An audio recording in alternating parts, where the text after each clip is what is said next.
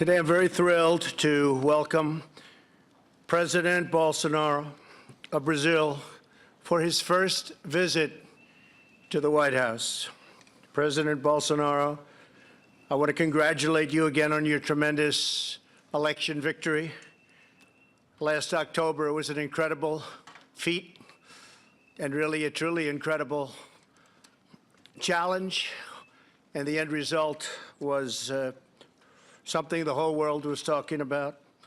I also know that we're going to have a fantastic working relationship. We have many views that are similar, and we certainly feel very, very true to each other on trade. I think Brazil's relationship with the United States, because of our friendship, is probably better than it's ever been by far.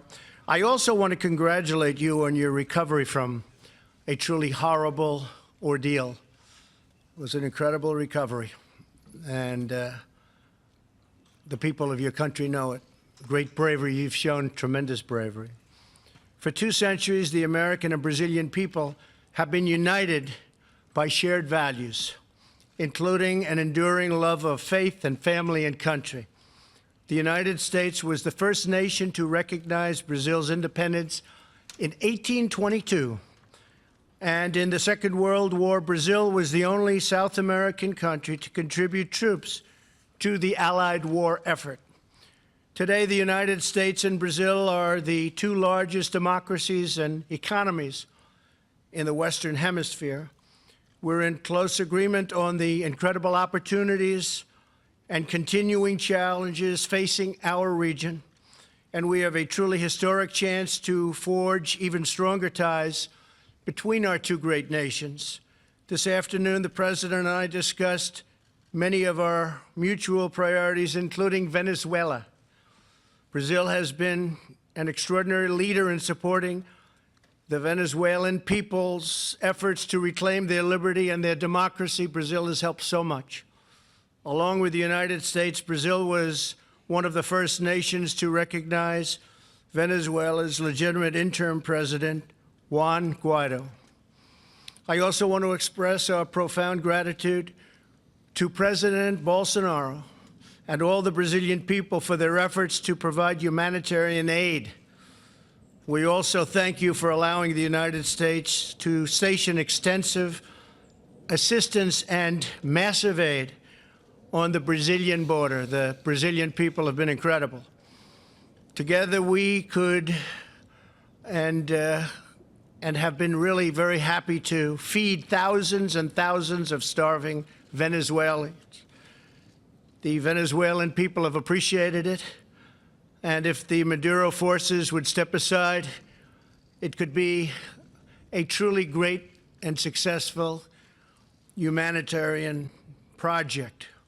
We call on members of the Venezuelan military to end their support for Maduro, who is really nothing more than a Cuban puppet, and finally set their people free.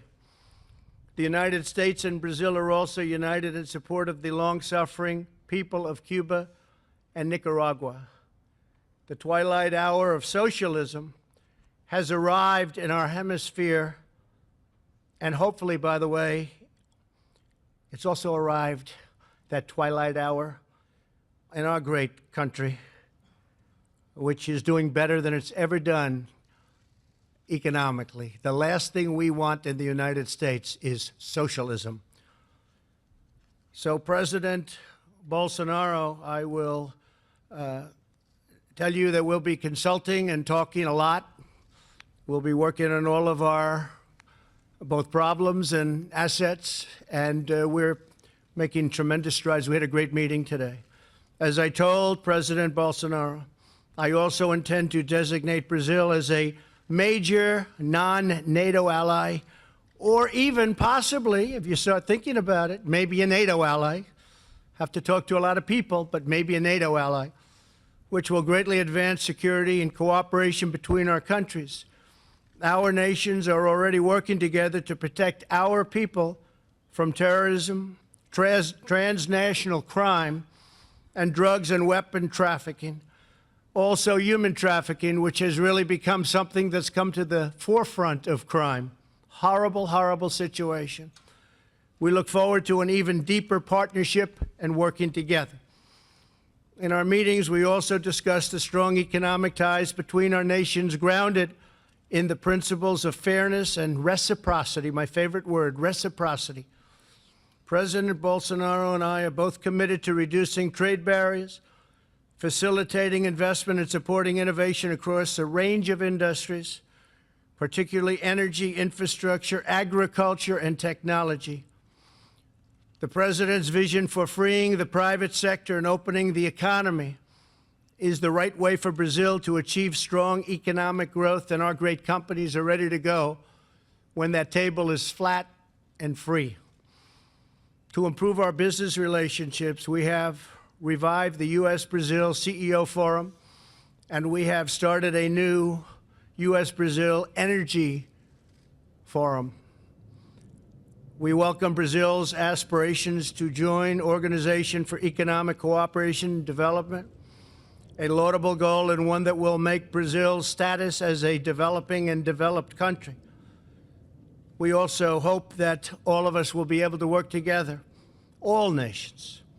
I'm also pleased to announce that after 20 years of talks, we are finalizing a technology safeguards agreement to allow U.S. companies to conduct space launches from Brazil.